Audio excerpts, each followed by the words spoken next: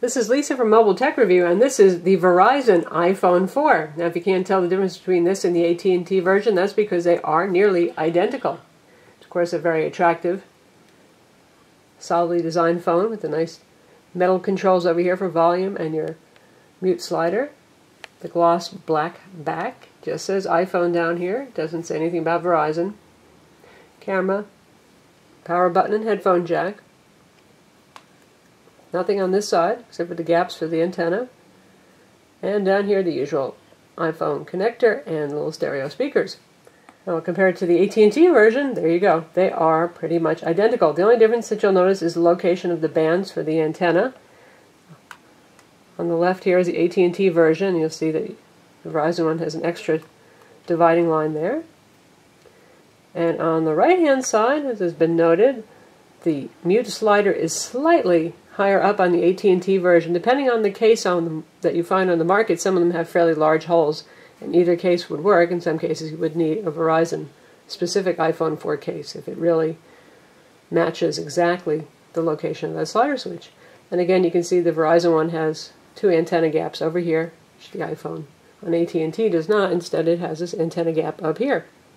Now, normally we wouldn't be talking about antenna gaps so much, but since there was such a brouhaha about the iPhone 4 on AT&T and its problem with the grip of death, I have not found a way to squeeze this yet and drop the bars. You can see we've got 3 bars showing over here, and it's pretty much solid no matter how I hold it.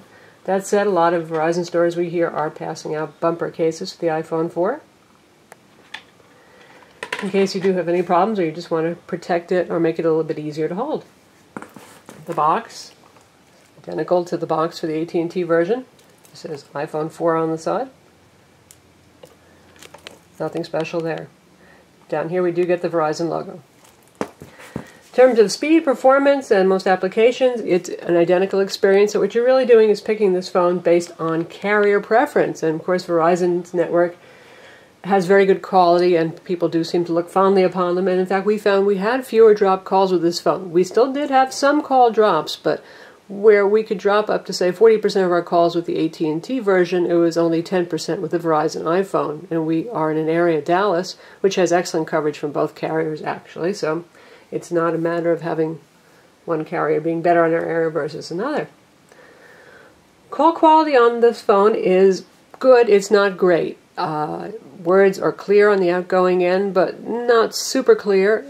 Not as good, say, as some of Motorola's best phones with their excellent DSPs, but it's certainly fine. It's a little bit better than the AT&T version. And in terms of signal strength, it's a medium phone. Now, we can't tell signal strength granularly in decibels because Apple has disabled the ability to see decibels on a non-rooted iPhone, so we're only going by the bars, and going by those bars and by speed tests, I'd say that Motorola, some of the Motorola phones like the Droid X certainly do have better reception. So if you live in a signal-challenged area, even if you've been just dying to have that iPhone, we just warn you, you might have some reception issues because this just is a moderate signal phone. Beyond that, everything is pretty much the same here. You have the same Apple stocks, calendar, camera application, weather, the App Store access over here, settings, Game Center, you can download iBooks, and things like that. Now, here's a surprise, because AT&T does tend to have faster 3G. It's just the network technology they use is capable of a higher max throughput. But we actually got really good data speeds on this phone that are faster than AT&T's in our area. Now, one of the problems is we are in a very AT&T iPhone saturated area, and our data speeds, not that great. We often get like 1.2 megs, according to Ookla's speed test for download speed, and that's not very impressive for an HSDPA network. And on the Verizon phone with EVDO Rev A, we've been averaging about 1.6 to 1.8 megabits down, which is really very impressive for EVDO Rev A on a smartphone. So, of course, that's going to depend on the area that you live in and all that kind of thing, but generally speaking, we're really impressed with the work that Apple must have done with Verizon to get really good download speeds on this. Now, software that's built in with this includes the personal hotspot feature. You don't have to download anything. AT&T did recently add this feature. You do have to download something, and there it is built in. You can just turn it on, set a password. That's their suggested password right here. And it's as simple as that. We'll turn it on. And it asks you if you just want to do it over USB or if you want to do it over Wi-Fi and Bluetooth. we'll go with that. And if you want to change your password, just as simple as that.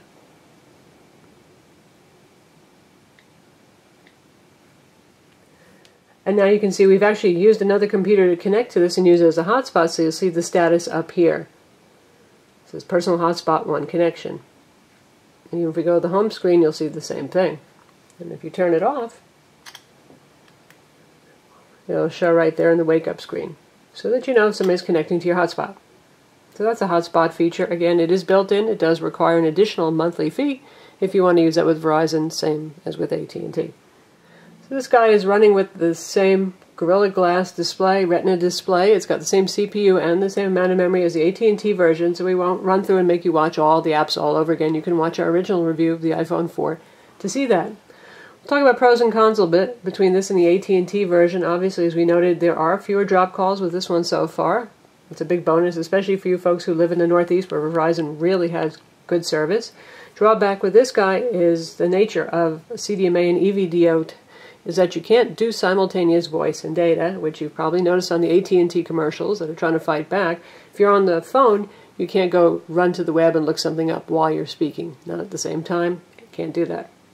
Also, international roaming. This does not have a SIM card slot. It doesn't do GSM at all. It's not a world phone, so if you tend to go to Europe and parts of Asia where GSM rule, you're not going to be able to use this, whereas you would be able to use your AT&T phone. So that's the Verizon iPhone 4. If Verizon is your preferred carrier, if they're strong in your area, if you've just been unhappy with AT&T, certainly it works well for us for voice compared to the AT&T version. Sorry, AT&T, but that's true.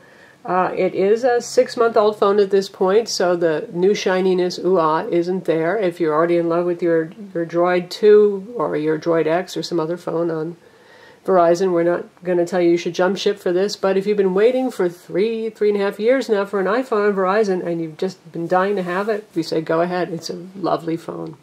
I'm Lisa from Mobile Tech Review, and visit our website for the full review.